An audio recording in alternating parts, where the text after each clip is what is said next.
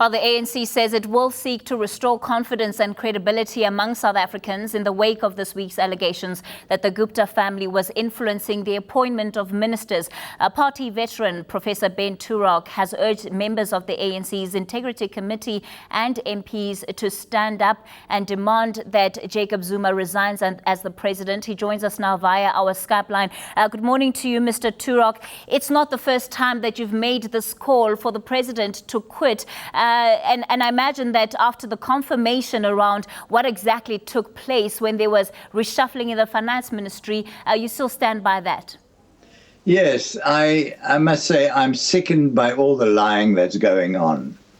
You know, we were lied to about Nkandla, and Parliament and the ANC in Parliament had to defend the president, and then he stabbed them in the back by acknowledging. And, you know, really lying about the relationship between the president and Gupta, that he's a friend, that it's only friendship. And now we discover that that friend appoints ministers. Now, for me, the question at the moment that we all have to look at is on whose authority did Gupta act when he offered the minister portfolio to Mr. Jonas? On whose authority? And of course, you can handle this legally, and the DA are going to court, and they're going to ask that question, on whose authority did you act? But on the other hand, it may be that it's hard to prove that the president gave that authority to Gupta.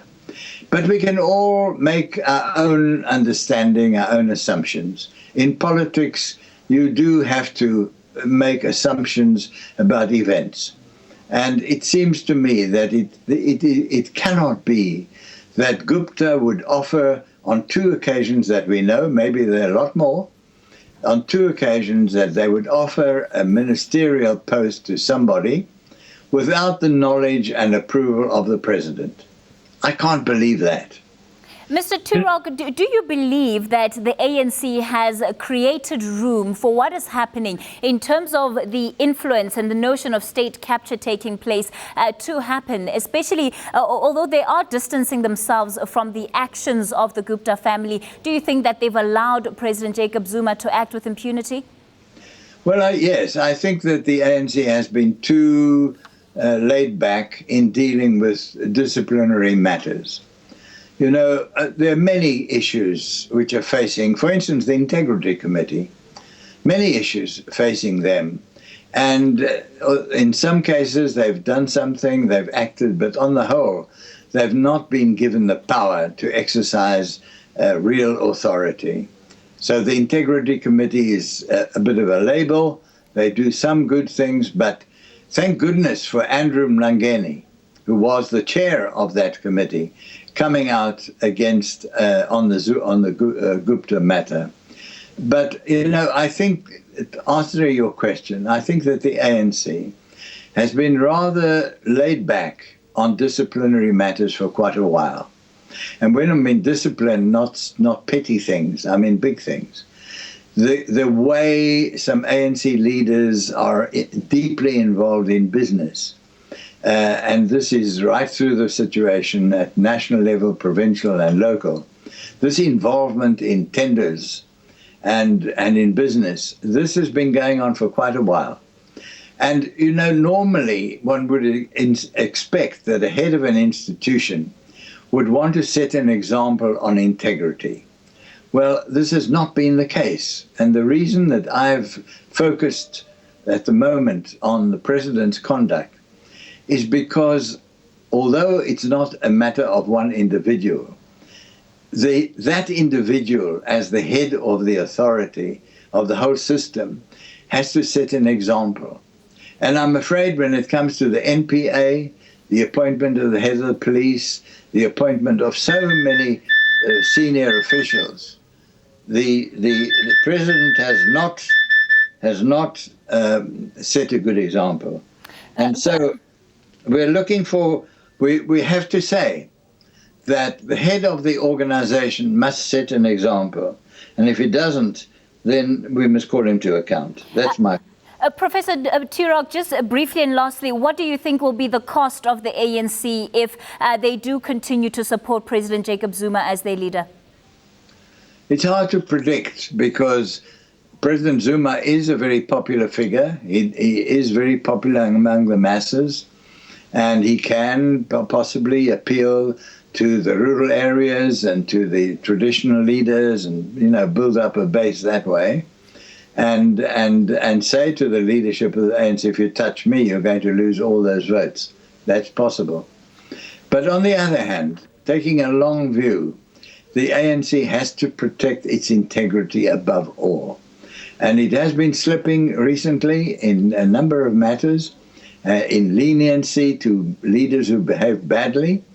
And if the ANC doesn't confront this particular one, by demanding to know, the president should come out and say clearly, I did not authorize Gupta to offer posts. I would like to see him say that.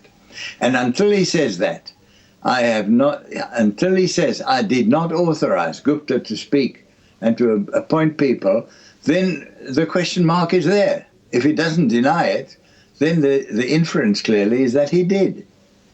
And therefore he is accountable and has got to explain.